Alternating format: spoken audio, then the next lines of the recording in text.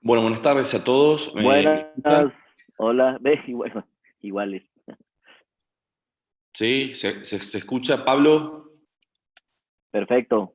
Perfecto. Bueno, estamos esperando un segundito que el doctor Albertazzi ya se suma y nos acompaña. Mientras vamos a ir haciendo la presentación y tomándonos algunos segundos para contarles, ya tenemos más de 80 participantes. La idea de estos ciclos de charla es que todos participemos, hacer algo bien dinámico y es muy importante que todos los que están online, a partir del chat, nos vayan pasando sus preguntas, así estos dos maestros que vamos a tener hoy nos enseñen un poco. Eh, a ver ahí, como decía al principio, esto es un espacio para que todos aprendamos cosas prácticas que nos van a servir para la práctica diaria y que lo aprendamos de manera interactiva. Siempre recuerden silenciar el micrófono y preguntar vía chat, así esto no se va haciendo un lío de voces y gente que va entrando. Los objetivos que hoy vamos a tener es otorgarle al oftalmólogo general herramientas para la detección temprana de la ectasia corneal y también clarificar algunos conceptos sobre miopía y queratocono que ya vamos a ir viendo a partir de que avance la charla. La modalidad, como les explicaba, vamos a estar junto con el doctor Lisandro Carnieri también moderando. Los invitados son ni más ni menos que el doctor Roberto Albertazzi y Pablo Suárez de Ecuador. Roberto, que realmente es para aprovecharlos a estos maestros. Aprovechemos, hagamos bien interactivo esto, así se pone súper didáctico. Pablo, ¿cómo estás por ahí? Perfecto. Bien, Escuchando muy bien. fabuloso. Vamos viendo que todos vayan poniendo en off en sus micrófonos. Eh, Roberto me escribió que tuvo un problema que estaba entrando, se le atrasó un tema personal, pero está entrando ahorita. No hay ningún problema. ¿Quieres que vayamos comenzando contigo? Ya Sí, estoy, ¿eh? creo que... Ah, Justo. aquí está, Ya estoy. justo. Profe, ¿cómo anda? ¿Nos escucha bien? Todo bien, perfecto. Te escucho, los escucho perfecto. Excelente. Vuelvo 2 minutos entonces para atrás para contar un poquito, ahora que estamos todos. Entonces, la idea, como decía al principio, es que hagamos de esto algo bien didáctico, aprovechemos al doctor Albertazzi, aprovechemos al doctor Suárez, que nos puede enseñar muchísimo, y todas las preguntas van a través del chat. Entonces, los objetivos ya los mencioné antes, ¿sí? Acá están. La modalidad, un poco lo que les expliqué, moderadores, quien les habla y el doctor Carnielli, que va a estar también moderando y facilitando las preguntas, y nuestros invitados, y todos ustedes del otro lado.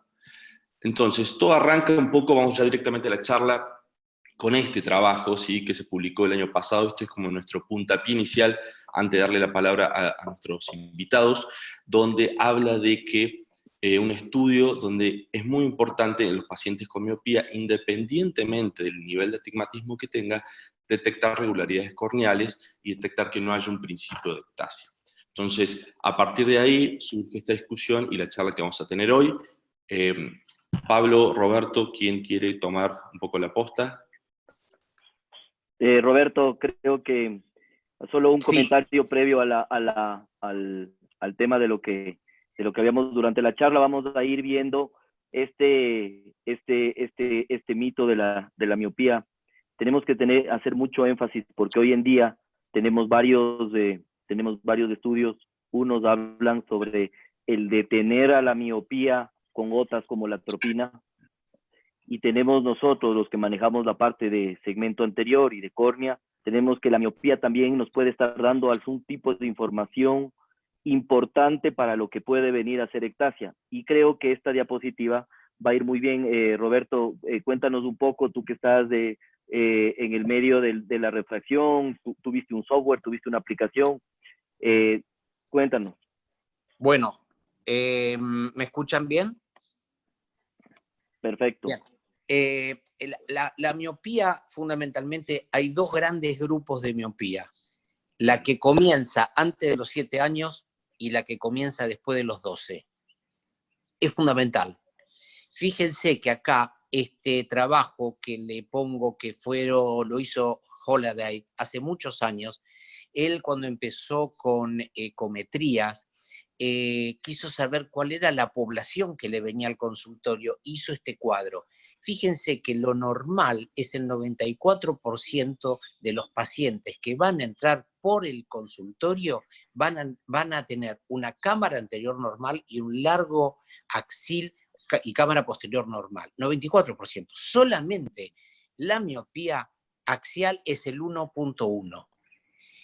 Lo que les quiero decir es que la alta miopía empieza antes de los 7 años y viene de la mano de los padres. La alta miopía es genética. Empieza, Sadnik hizo muchísimos trabajos de cómo un padre influía en las generaciones y cómo los dos padres altos miopes influían. Altas miopías comienzan debajo de los 7 años. Miopías después de los 12 años ya son acomodativas, totalmente diferentes. ¿Cuál es el mecanismo? Aumento de la acomodación. ¿Cómo el aumento de la acomodación te va a dar miopías? No lo sabemos hasta que Oliver Flint, cuando empezó a trabajar con interferometrías, se dio cuenta que hacía acomodar los dos ojos, medía 1 y aumentaba 14 micras el largo axil. ¿Cuál es el mecanismo de aumentar 14 micras el largo axil? No lo sabemos. Pero aumenta 14 micras en los ojos en desarrollo, antes de los 20-22 años.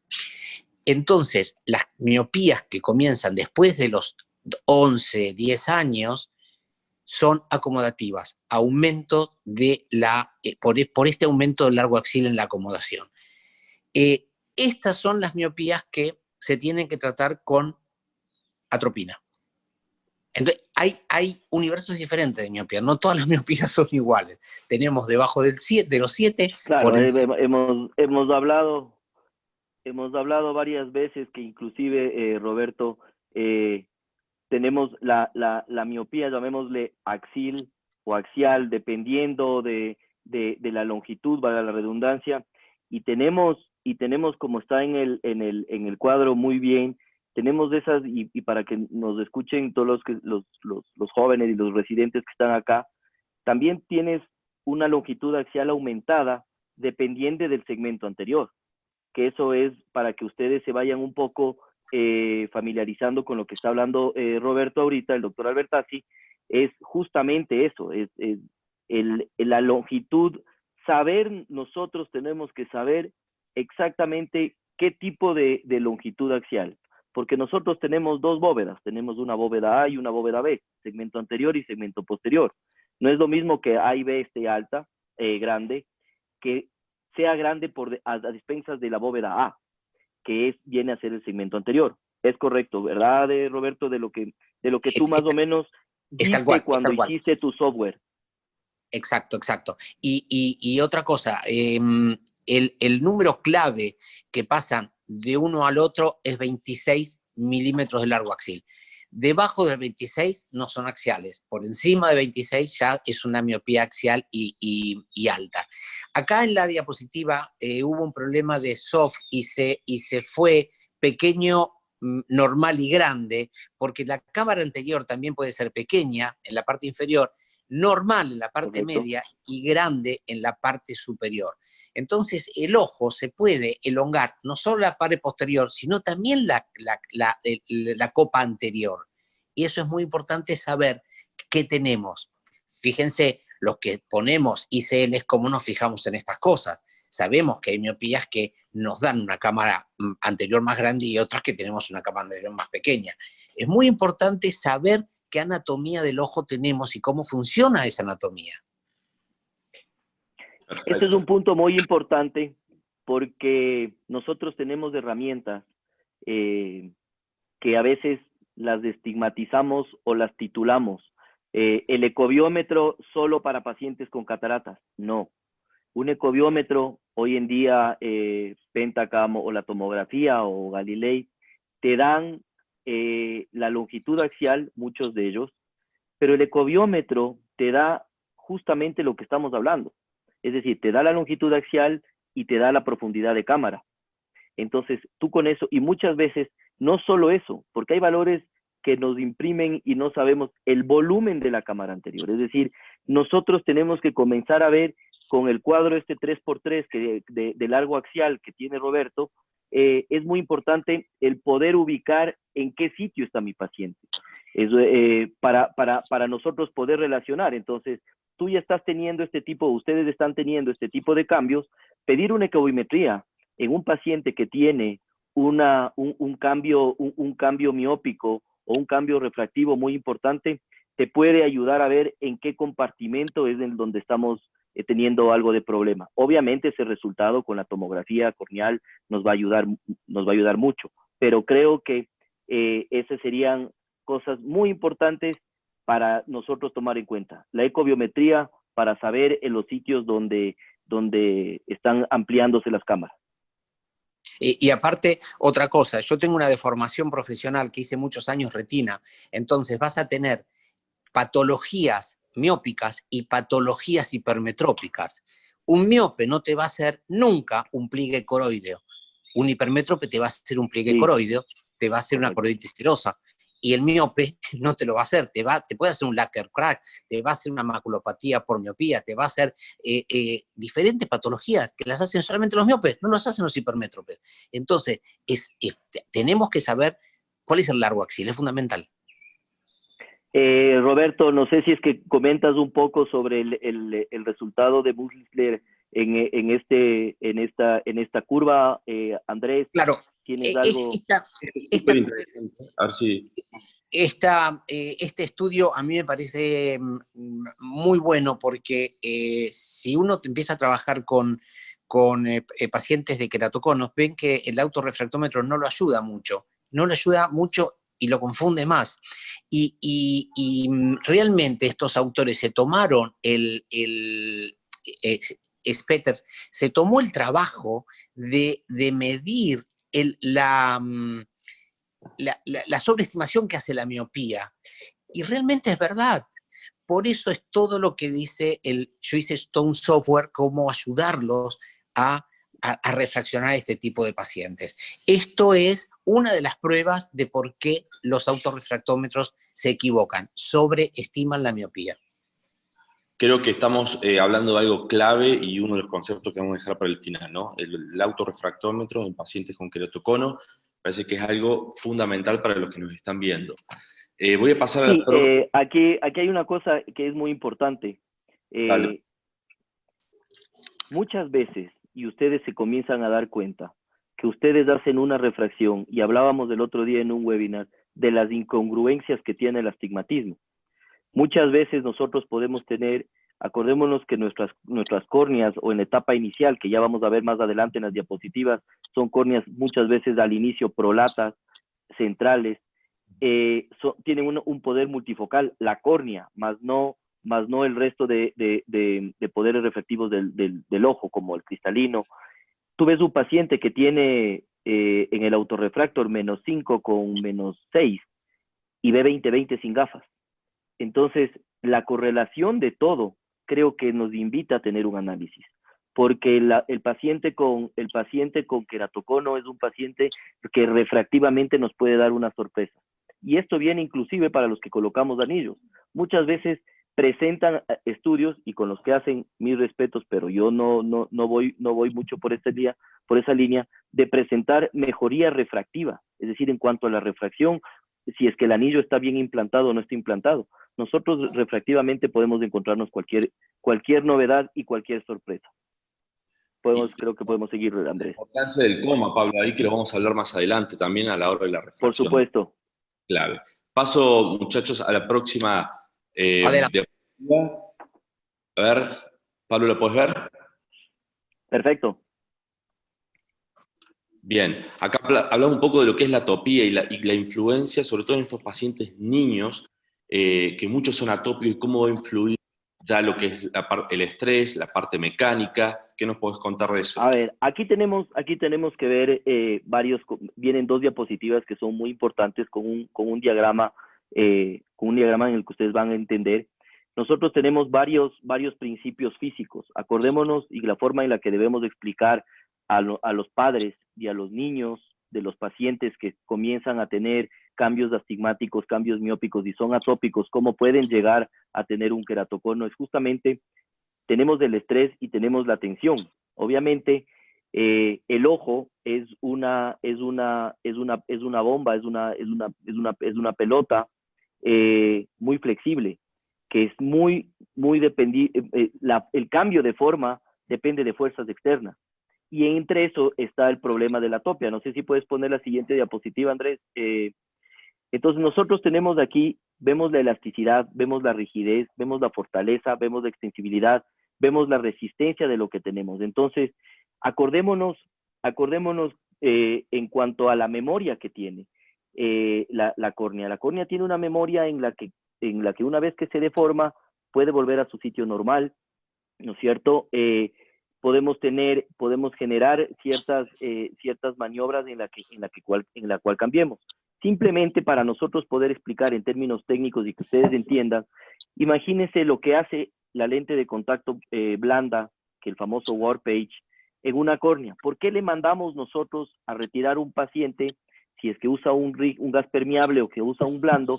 Le mandamos quitar X tiempo al paciente para que nuestra tomografía o nuestra topografía sea con buena información, justamente porque la córnea tiene una memoria, porque el lente de contacto puede cambiar la forma. Yo siempre les explico a los pacientes, yo les llamo esto el efecto y no tengo ningún problema que me lo copien, yo les llamo el signo de la Coca-Cola. No tengo ningún interés financiero con la Coca-Cola, quisiera tenerlo, pero cuando ustedes agarran una botella plástica de gaseosa o de Coca-Cola, le aplastan y retiran la fuerza, la botella queda deformada. Pero si ustedes al comienzo, después de un pocos segundos, comienzan a esperar, esa botella comienza otra vez a sonar pac, pac, pac, pac, hasta que llega a su forma inicial, porque tiene una memoria. Sin embargo, si es que nosotros le aplicamos a esa botella una resistencia, como a la córnea, constante, o una presión o una fuerza constante, esa forma, esa memoria va a desaparecer, y por eso es que tenemos La Pasancalle Lasda, doctor, ¿no? Pablo y Roberto, una pregunta que nos hacen del público que es simple, pero hay muchos oftalmólogos generales. Creo que ¿cuánto tiempo le piden al paciente que suspenda su lente de contacto? Si es blando, si es duro, en cuestión de días.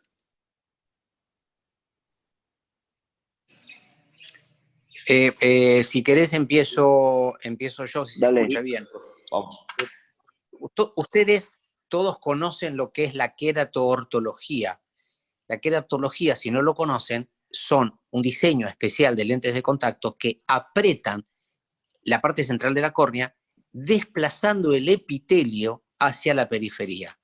Con esto, usándolos a la noche, logran corregir hasta 4 dioptrías de miopía durante todo el día, sin usar el lente de contacto. Usan el lente de contacto de noche y de día, con 4 dioptrías, ven bien. Porque el epitelio se corrió del centro y vuelve a venir a la noche. Entonces, lo que dice Pablo es verdad, cuando vos lo apretás, modificás la superficie.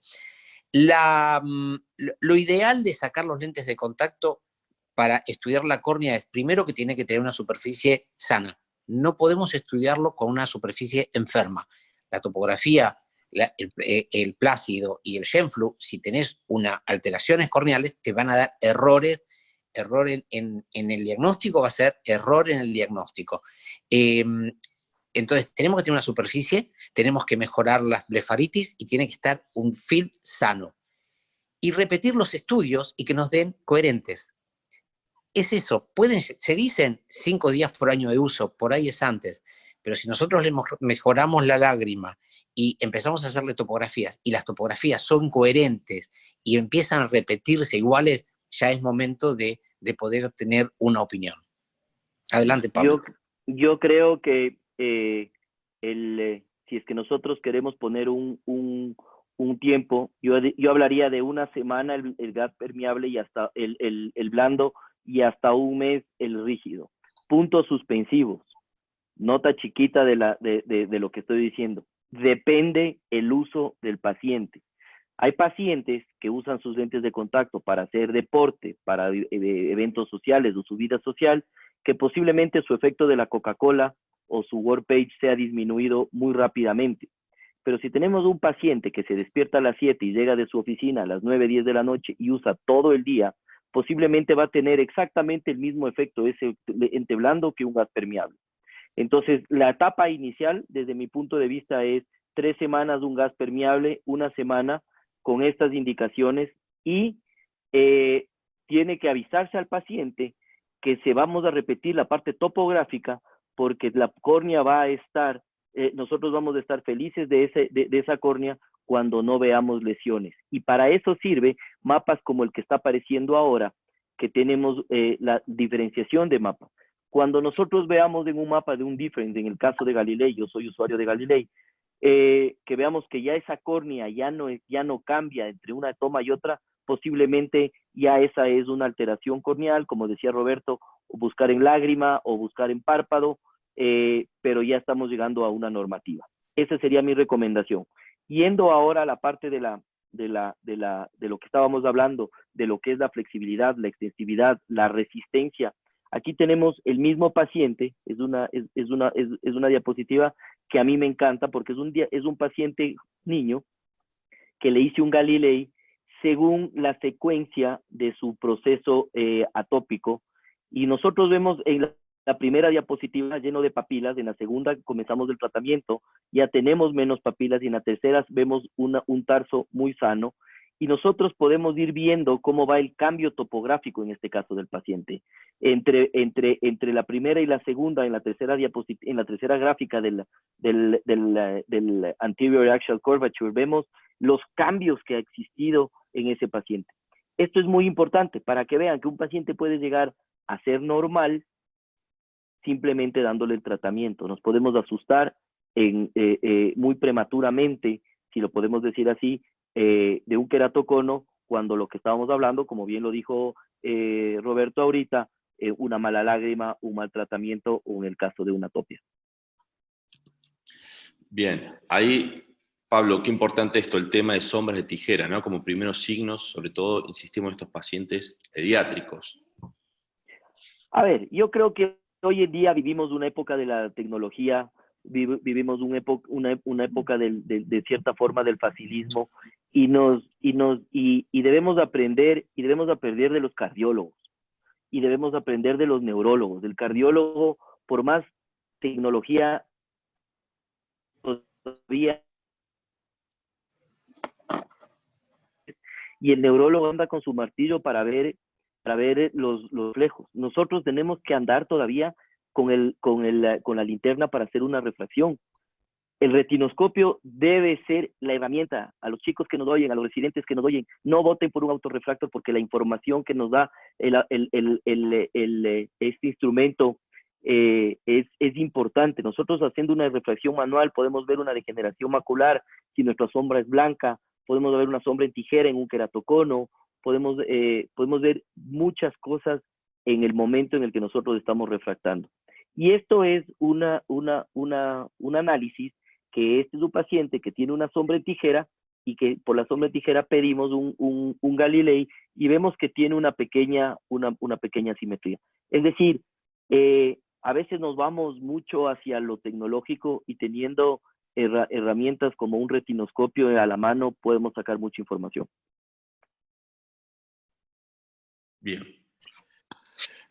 Yo quisiera, perdóname Andrés, quisiera agregar que es verdad lo que dijo Pablo, es tal cual, porque nosotros estamos invadidos por el marketing de que tenemos que tener muchos aparatos, pero nos olvidamos algunas veces que la clínica que nos da el retinoscopio es soberana. La clínica sigue siendo soberana. Nosotros podemos hacer diagnóstico con mucho menos inversión de comprarnos el último Pentacam que nos sale $80.000. Es decir, no necesitamos tanto para estudiar un paciente. Con cosas mínimas también las podemos hacer. No nos tenemos que olvidar de la clínica oftalmológica. Totalmente, y creo que en esto del queratocono ha avanzado tanto y hemos aprendido tanto que es como dice un poco usted, profe, nos hemos olvidado del origen, ¿no? De volver a la clínica, a la lámpara hendidura, inclusive para gente que a lo mejor no tiene acceso, que a lo mejor está Es que, fuera de los es que centros urbanos. mira Andrés, lo que es la refracción. Roberto me lleva a mí apenas, ¿qué? 5 años, 6 años de edad, no me lleva más. Pero a pesar de esa edad que nos llevamos, Roberto hizo un software. Me encantaría. me lleva exactamente, me lleva 6 años y 10 puntos en handicap en el golf. Pero mira, viendo una persona que viene manejando queratocono mucho tiempo, dejó a un lado todo lo que es mapas corneales, y por eso es que yo lo quería invitar a Roberto en esta charla, porque creo que a veces ven y dicen, no, que Roberto Albertazzi, que el doctor Albertazzi, que por aquí maneja el queratocono. Sí, pero es una persona que se fue a la raíz del queratocono, se fue a la refracción del queratocono. Y por eso él es el que se deja a un lado mapas, deja a un lado anillos corneales, y comienza a investigar y comienza a meterse en el mundo de la refracción, tanto así que sacó un aplicativo. Y esas son las cosas en las que nos tiene que dejar. A veces nosotros, los que estamos más jóvenes, pensamos en que todo lo tecnológico viene. Y mira, una persona que tiene muchos años trabajando en córnea, en anillos, simplemente dicen, a ver, paren un momento. Aquí lo que tenemos que manejar es la refracción. Y por eso creo que este taller, esta charla, se hizo basado en eso. ¿Sabes, Pablo? ¿Sabes que es verdad? Porque vos vas a las charlas y salís algunas veces mareado, pero cuando te encontrás con el paciente en la soledad del consultorio, el paciente quiere que lo ayudes, quiere que entiendas el problema de él. ¿Y yo cómo le explico que si tiene un K de 52, Ferrara quiere que le ponga un anillo? Si yo no lo sé refraccionar. Es fundamental refraccionarlo. Hay realidades paralelas de lo que se muestran, y nosotros en el consultorio tenemos que tener todas las armas para tratar al paciente, y la primera arma es la agudeza visual sin corrección de ese paciente, y saber cómo refraccionarlo. Por eso es lo que llegué a esto. Realmente para mí es muy importante, y bueno, gracias por compartirlo, Pablo. No, gracias a ustedes también por compartirlo con todos nosotros. Les cuento que tenemos 100 personas ya conectadas en Zoom y otras casi 100 en Facebook. Somos casi 200 colegas que estamos aprendiendo con ustedes, así que es un gran placer. Invito que nos pregunten para que acá los maestros respondan. Seguimos, si le parece, con la presentación. ¿Sí? Perfecto. Mira, puedes poner la anterior. Sí. Creo que eso es una secuencia. Creo que resume mucho de lo que estamos hablando, y la parte de la paquimetría deja tela para lo que viene, de lo que va a hablar Roberto. Pero si nosotros vemos, obviamente tengo que agradecer, esa imagen no es mía, esa imagen es del doctor Carlos Arce, que siempre ha apoyado al queratocono y a la córnea. Vemos ahí cómo comenzamos nosotros a ver. Si es que tú tienes una córnea que comienza a extasiarse en el centro, o un nipple, comienza a aumentar nuestra longitud axial, pero esa córnea ya comienza a tener ciertos patrones, y uno de los patrones que debemos ver es el patrón paquimétrico. El thickness progression, que es decir, la forma en la que comienza a descender el sitio más delgado de la córnea, es un punto en el que nosotros nos deberíamos dar cuenta. Y comenzamos a ver, si es que en la parte derecha de sus pantallas vemos esa flecha, nosotros producimos aparte de eso, una fuerza externa.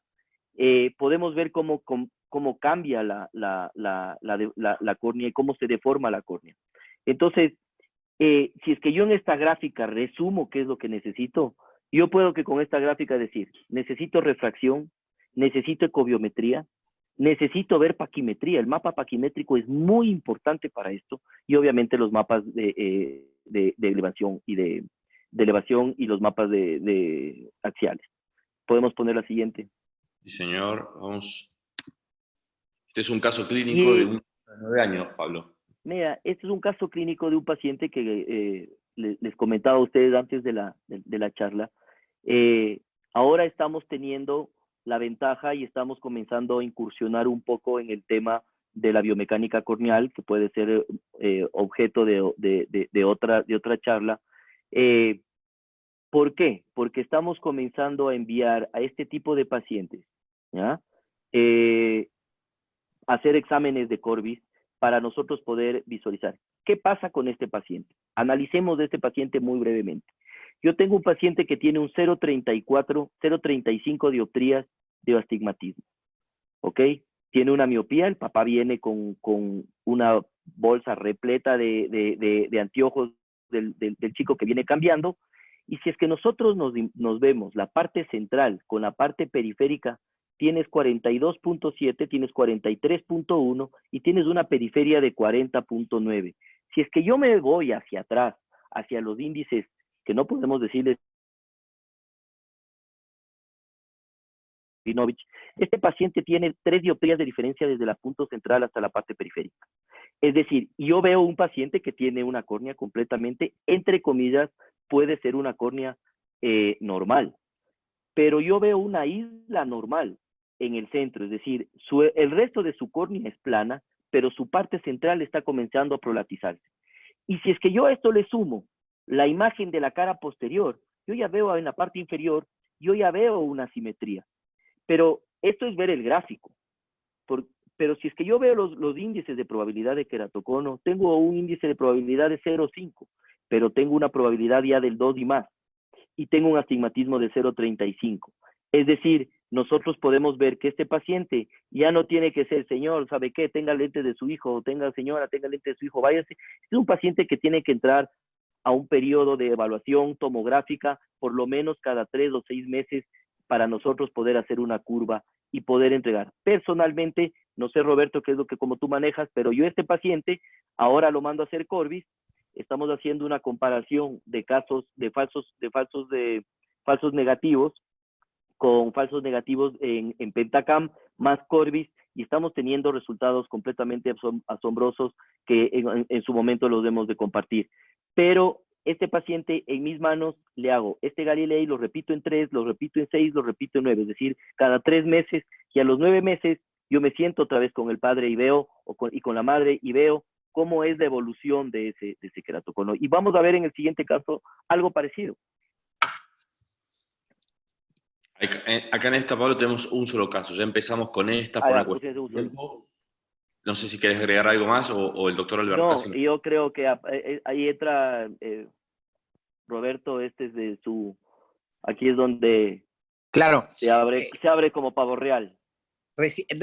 Vos dijiste recién que tenías una topografía de 43, 42.7 y realmente lo que la bibliografía muestra como la queratometrías más frecuentes son las 43, no son las más normales, son frecuencias. Lo más frecuente son 43, 42.7, 43.2. Entonces, todo lo que esté en 43 tenemos que pensar que está en la hemetropía cornealmente. Por eso fue la primera diapositiva, la del dioptro ocular. Cornealmente, con una córnea 43, decís, es una córnea con curvaturas dentro de lo normal. Si a esa córnea la llevamos que haga un astigmatismo, el astigmatismo lo tenemos ahí.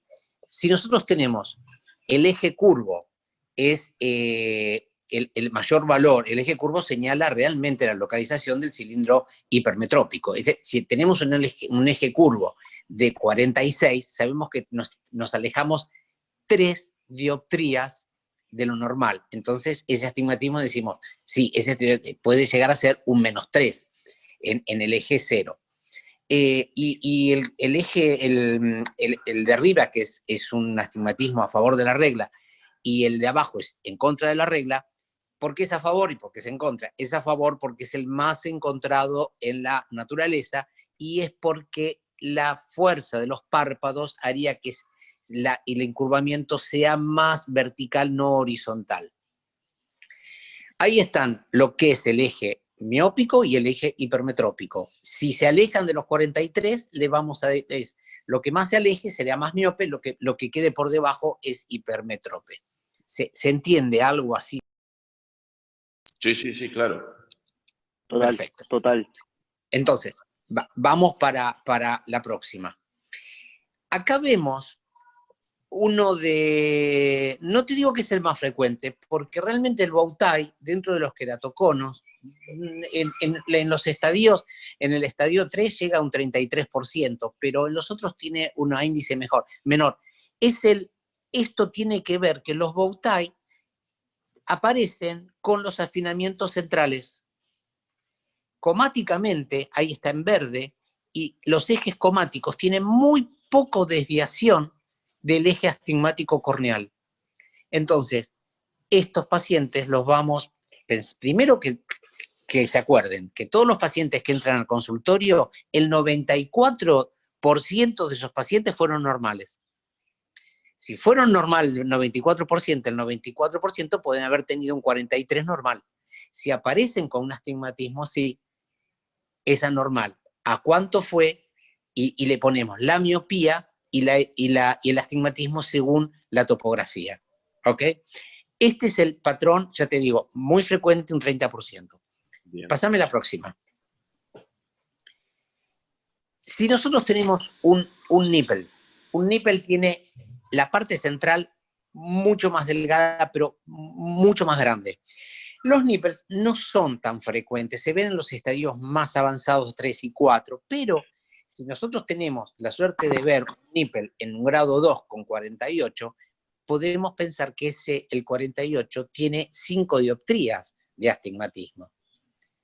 Entonces, estos pacientes no van a tener mucho astigmatismo, van a ser más miopías que astigmatismos, porque el afinamiento es muy regular en todo el centro de la córnea. Adelante, pasa a la otra. La próxima. Ahí está. El problema empiezan, estos sí son los más frecuentes. Los patos y los croissants es la más frecuencia. Y es que el afinamiento ya no está en el centro, está paracentral. Está 0,2, 0,4, 0,6 del centro. Eso le hace crear una imagen como un pato. Y ese astigmatismo comático va a estar no coincidente con el topográfico. Ahí ven en azul lo que es el eje más plano y en rojo los ejes más curvos, que no son coincidentes con el plano. ¿Cómo los vamos a medir?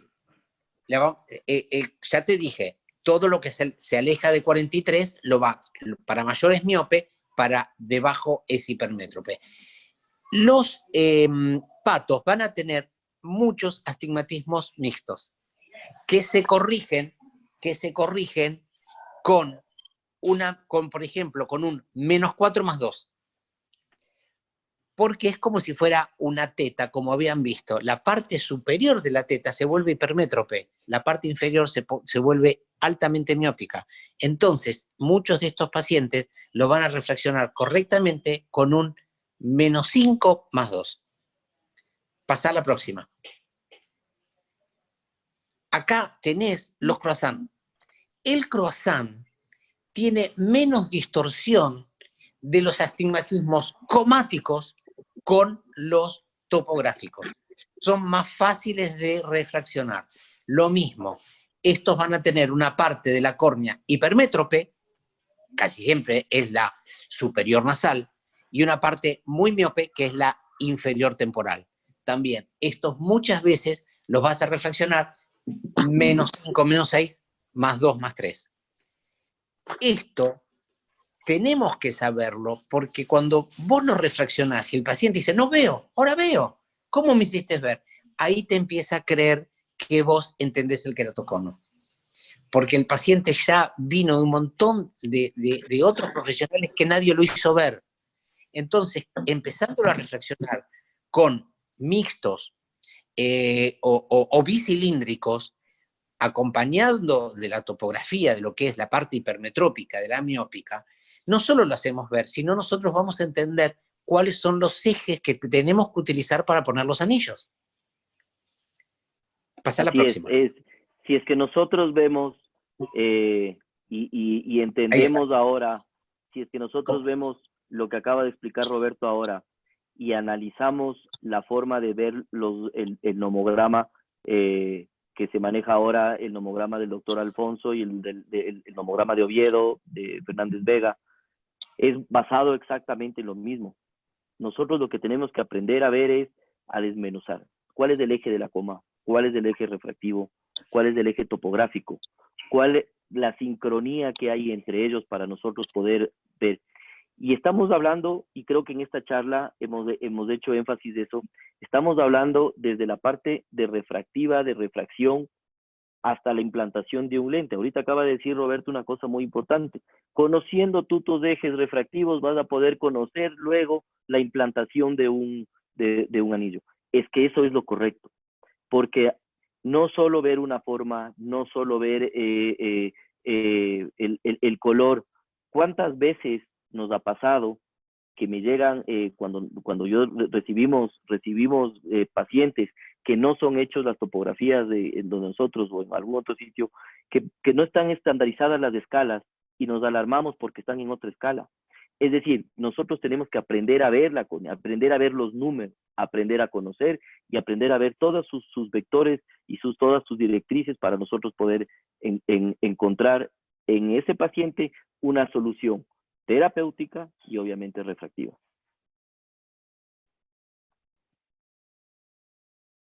Es tal cual lo que vos decís.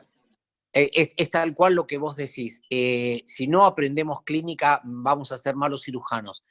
Y aparte otra cosa, la parte anterior de la córnea es lo que nos da el 70% de la formación de la imagen. Y de ese 70%, el 94% es de la cara anterior. Solamente el 5,6% es la cara posterior. Entonces, el comático que existe sí, pero a nosotros ¿qué nos interesa? El refractivo, que es basado en el topográfico, se hace el refractivo, porque el refractivo me lo va a decir el paciente, acá veo y aquí no. Entonces, llévense a su casa cómo funcionan los más frecuentes son los patos y las croissants. Un poco más atrás llegan al Bowtie, pero con esos tres es la gran mayoría de las ectasias primarias. Es imposible de ver acá todas las ectasias que siguen, pero las primarias y estos tres patrones tienen el 97% de todas las ectasias. Ojalá supiéramos manejar el 90%. Así que con esto es suficiente. La base está en saber refraccionar. Nosotros buscamos los ejes refraccionando al paciente. Yo les voy a dejar una cosa que les va a ayudar a todos. El análisis del queratocono es muy barato. Necesitan un bolígrafo o de tres colores. Necesitan un azul, un negro, un rojo, como yo lo hago. El rojo lo uso para el comático, el azul lo uso para el refractivo y el negro lo uso para el topográfico. Un graduador para ver los ejes donde está cada uno, una regla para trazar y obviamente los mapas que trae el paciente. Y para nosotros poder, lo más caro de todas nuestras herramientas tiene que ser un retinoscopio. Si es que ustedes manejan en la etapa inicial esos principios y pueden trazar, que no sea la hoja que les llegan de los tomógrafos, los resultados de cualquier sea la plataforma, que les lleguen, sean para rayarlo. Y si es que el paciente no los quiere, saquen una copia y ráyenlo y estudien, porque esa es la forma. Algún momento que vengan les voy a enseñar el desmadre que causo yo en los mapas de Galilei cuando yo hago los cálculos para anillos. Fantástico. Pablo, hay una pregunta del público, el doctor Dávalos pregunta, ¿en qué medida ayuda el Corbis para estimar la progresión del queratocono? Excelente. Yo creo que, como les dije, va a ser algo tema de otra charla. Tenemos que manejar con muchas pinzas, porque lo que tenemos que hacer de Corbis hoy en día es, primero, validarle a la prueba, es decir, cuán sensible y cuán específica es. Sin embargo, ¿qué es lo que nosotros estamos haciendo? En todos estos borderlines que tenemos, estamos enviando, y más que nada para pacientes para cirugía refractiva. Si yo veo una córnea que no me gusta, si yo veo una córnea que posiblemente va a ser ectásica, hablemos dentro de los parámetros normales, sobre 510 de paquimetría, pero hay datos numéricos o forma de la córnea que no me gusta, estamos poniéndole dentro de un protocolo y lo corremos, como les dije, yo manejo Galilei, lo corremos Pentacam para comparar con las dos, el CLMX de Galilei con el Belin Ambrosio, más Corbis, y nos hemos dado cuenta de que las resistencias y los valores de Ambrosio, del CBF, de Corbis, son completamente alterados en ciertas córneas. Entonces eso ya te hace pensar dos veces si es que tú vas a quitar tejido en un paciente, si tú ya vas a generar una desestabilización en esa superficie y ya te están diciendo desde antes que esa córnea no es estable, es preferible seguirlo estudiando. Por eso es que el Corbis y la biomecánica corneal está comenzando a ser una ayuda paralela a lo que nosotros estamos manejando ahora, que son mapas topográficos y tomográficos. Perfecto. Una pregunta para ambos también del doctor Rivero. Pregunta, ¿cuál es el límite de K que tienen para tratar el queratocono con crosslinking? Acaba de preguntar a dos anillólogos. Dale, Roberto. No, sí, es verdad. O sea, pasa una cosa. Sí, es verdad. Mirá, el límite de K, tenés que no pasarte de 60 nunca. También tiene que ver con el espesor y también tiene que ver con qué querés lograr con el crosslinking. La mejor indicación del crosslinking por debajo de los 30 años, siempre hacerla en pacientes jóvenes que hayan perdido la agudeza visual, la mejor agudeza visual. Sabés que siempre el crosslinking te puede llegar a bajar 1, 2 o 3 líneas de visión, o te puede subir 1, 2 o 3. Nunca sabés si te va a bajar o te va a subir. Háganlo con cuidado, es energía ultravioleta, mutagénica. Nunca se complica hasta que se complica. Las complicaciones son bajas, pero son graves. Entonces tengan cuidado con el crosslinking. No pidan milagros del crosslinking. No cambien demasiado mucho de máquinas, compren siempre la misma riboflavina. Tengan cuidado porque el crosslinking, ya te digo, no es un bisturí, es energía ultravioleta que vos no sabés cómo va a responder. No lo hagan bilateral simultáneo.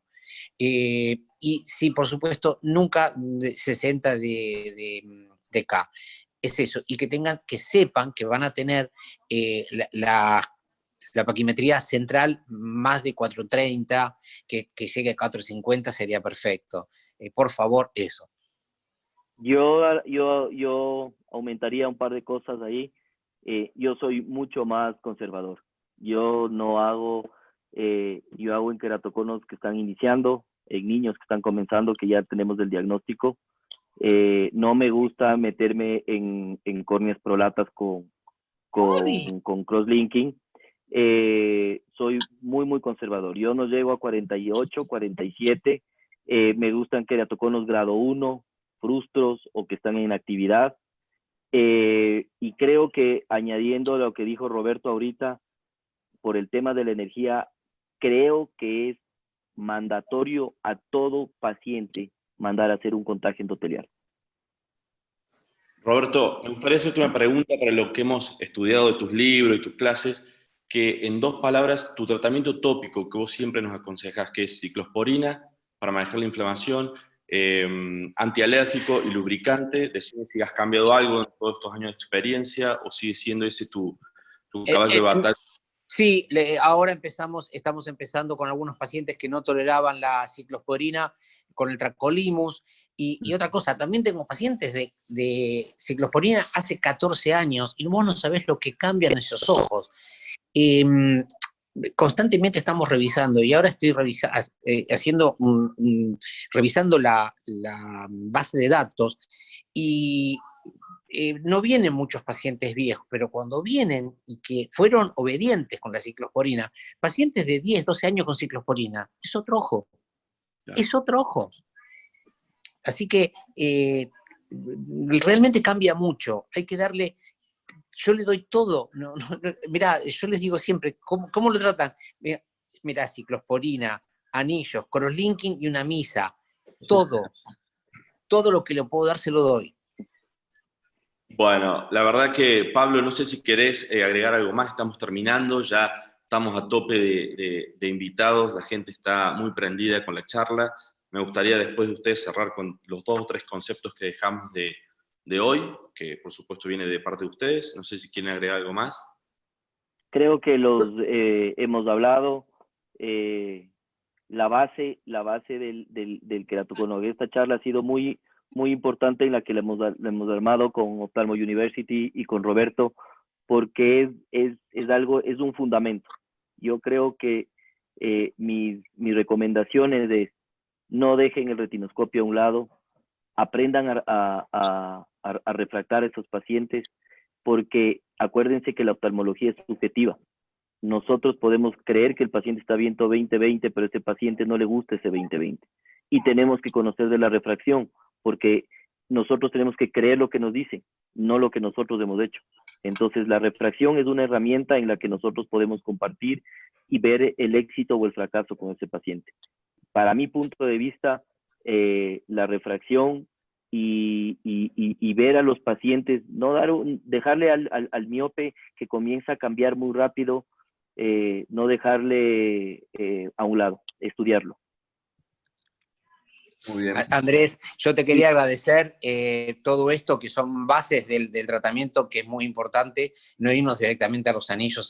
Tenemos que estar en las bases, tenemos que aprender a estudiarlo clínicamente, y aprovecho a darle las gracias al Consejo Argentino de Oftalmología, que va a hacer la edición del nuevo libro del queratocono, que ya está, hoy, mirá, ayer lo mandé, fue la última corrección del libro. Nosotros hicimos un libro en la World Keratoconus Society en el 2008, quisimos terminarla al 18, no llegamos, al 19 no llegamos, ahora en el 20 lo va a imprimir y a distribuir el CAO. Así que calculo que antes de fin de año va a estar, porque ya entrará en impresión dentro de muy poco tiempo. Gracias, Andrés. Si seguimos en casa, vamos a lograr sacar el siguiente tomo. Y también, aprovechando que hablamos del CAO, recomendar las charlas que se vienen como 20 charlas, creo, todos los días, también vía online, por parte del CAO, que hay un trabajo muy grande atrás, así que también apoyar ahí al Consejo Argentino, está haciendo va a dar muy buen material y muy buenas charlas. Agradecerles a ustedes, Pablo, Roberto, ha sido un enorme placer para nosotros tenerlos y hemos aprendido muchísimo. Creo que el mensaje final es ese: volver un poco al origen, a lo básico, no irnos ya a la cirugía, aprender a reflexionar al paciente, aprender a tratarlo y aprender un poco de lo que es lo más básico en la oftalmología, que es lograr una buena visión con anteojos y en sus síntomas y demás. Gracias, Andrés. Gracias a ustedes. Gracias, chicos. Muchas gracias. Gracias a todos. Gracias, Robert. Hasta luego, gracias, Paulín. Adiós.